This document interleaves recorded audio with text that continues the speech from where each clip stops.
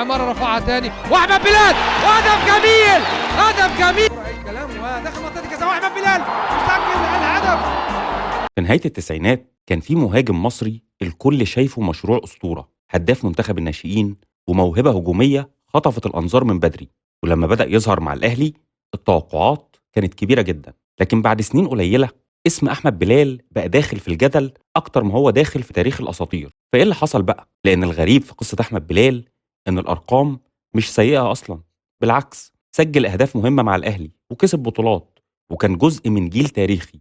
لكن رغم كل ده اسمه عمره ما اتحط جنب اساطير الهجوم في الاهلي، لا جنب محمود الخطيب ولا جنب عماد متعب ولا حتى جنب محمد ابو تريكه كرمز من رموز الجيل. فهل المشكله كانت في احمد بلال نفسه ولا الحقيقه ان قصته اعقد من كده بكتير؟ في بدايه الالفينات الاهلي كان بيبحث عن مهاجم يعتمد عليه لسنين طويله، وفجاه ظهر اسم احمد بلال، مهاجم صغير وجريء بيسجل اهداف بطريقه تخلي الجمهور يحس ان في مهاجم مختلف. ومع كل هدف التوقعات كانت بتكبر، الجمهور بدأ يقول الأهلي أخيرا لقى المهاجم اللي هيقود الهجوم لسنين طويلة قدام.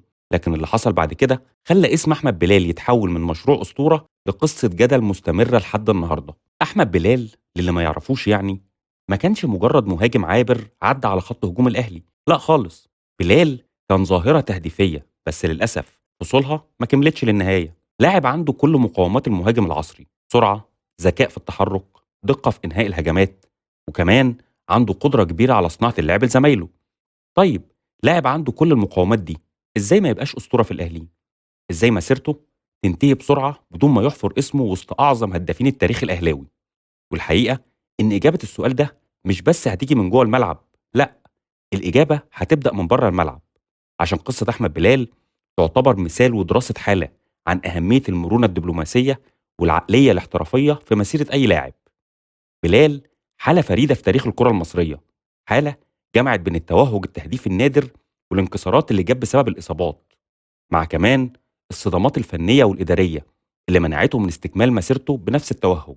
وعشان نحاول نحلل اللي حصل تعال نبدأ من نقطة التوهج، الوقت اللي فيه بلال كان في قمة مستواه. الأهلي بعد الموسم الأسطوري 2001-2002 تحت قيادة مانويل جوزيه قرر ينهي التعاقد معاه بالتراضي مع نهاية الموسم، وده بسبب خلافات بينه وبين علاء عبد الصادق اللي كان المدير الرياضي للنادي في الفترة دي. اتعاقد الأهلي مع بومفرير المدرب الهولندي اللي عنده فلسفة واضحة في المهاجمين، وهو إنه بيفضل القوة والسرعة على المهارة الفردية واللمسة الجمالية. وده اللي خلاه من بداية موسم 2002-2003 يعتمد بشكل أساسي على أحمد بلال، وبدأ يقعد خالد بيبو وعلاء إبراهيم دكة.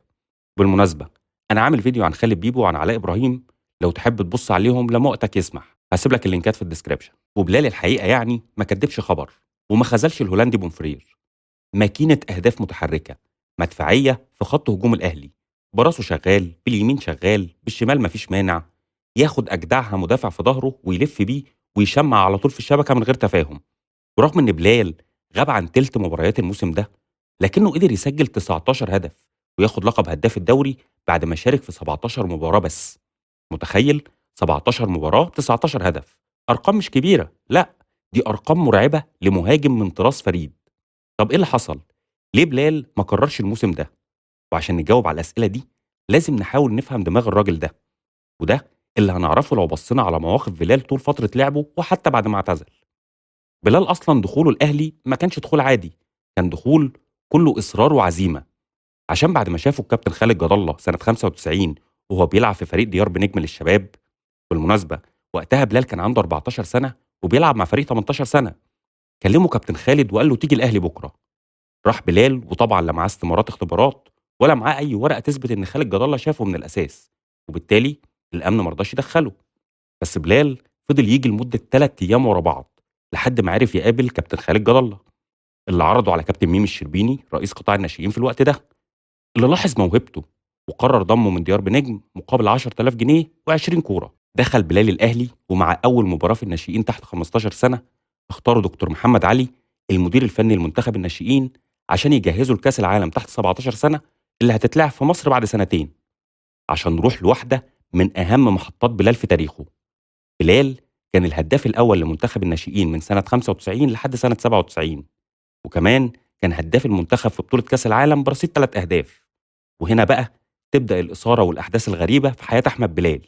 واللي أثّرت على مستقبله مع الأهلي وفي الكورة عمومًا. لو وصلت معايا لحد هنا، اعمل لايك للفيديو عشان يوتيوب يقترحه لعدد أكتر من المشاهدين، وما تنساش تشترك في القناة بالمرة. بعد رجوع بلال من كأس العالم للناشئين، فضل يعافر لحد ما اتصعد للفريق الأول مع الألماني تسوبل موسم 99، ومن أول صعود بلال بدأ يشغّل الشغل. قدر في أول موسم يبقى تاني هدافين الأهلي برصيد 14 هدف بعد حسام حسن برصيد 16 هدف. لكن تاني موسم سوبر رحل وجه بداله ديكسي اللي ما كانش مقتنع تماما ببلال، وقرر ينزله يتدرب مع الشباب تاني. وده اللي رفضه تماما احمد بلال وبلغ بيه ضياء السيد وعلاء عبد الصادق. قال لهم بالحرف انا مش هتدرب مع الناشئين تحت اي ظرف. وبالفعل قعد احمد بلال 5 شهور بعيد عن الاهلي، ما كانش بيحضر التدريبات لمده 5 شهور كامله لحد رحيل ديكسي.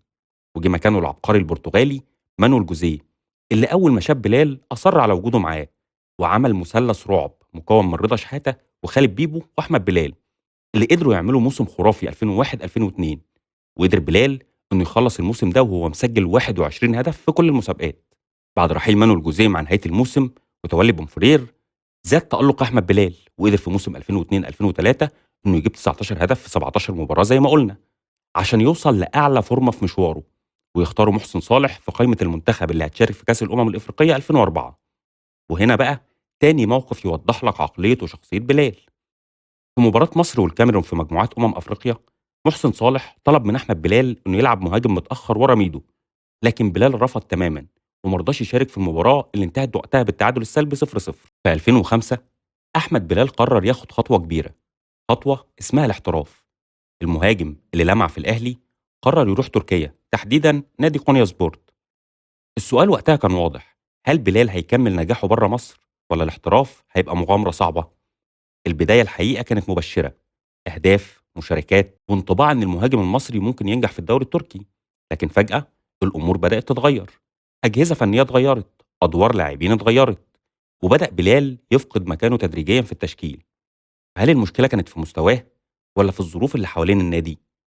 بعدها بفترة قصيرة خرج بلال إعارة لنادي أنقرة سبورت، تجربة جديدة وفرصة يثبت نفسه من جديد. لكن الأرقام المرة دي ما كانتش بنفس القوة، مشاركات قليلة وأهداف أقل.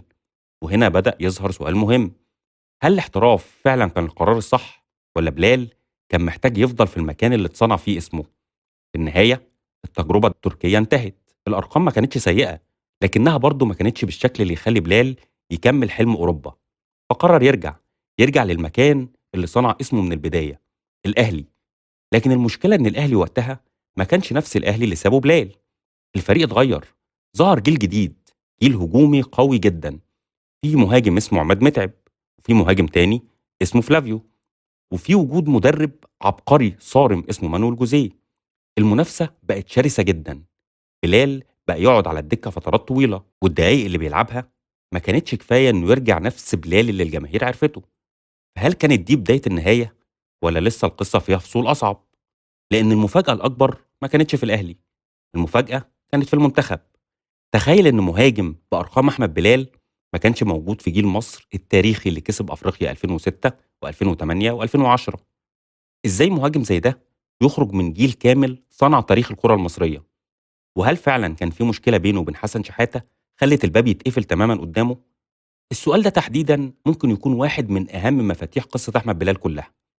طيب، بعد كل ده يفضل السؤال الكبير موجود، ليه أحمد بلال ما بقاش أسطورة في تاريخ الهجوم المصري؟ لما تبص على القصة بعمق هتلاقي إن في كذا سبب اتجمعوا في وقت واحد. أول سبب الإصابات، بلال كان دايما يتصاب في اللحظة اللي يبدأ فيها التألق.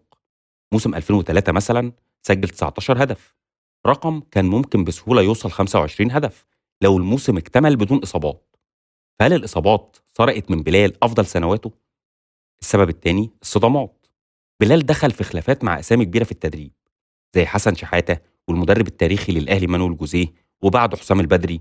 وفي الكورة الموهبة وحدها ما تكفيش، أحيانا علاقتك مع المدرب بتحدد مسيرتك بالكامل.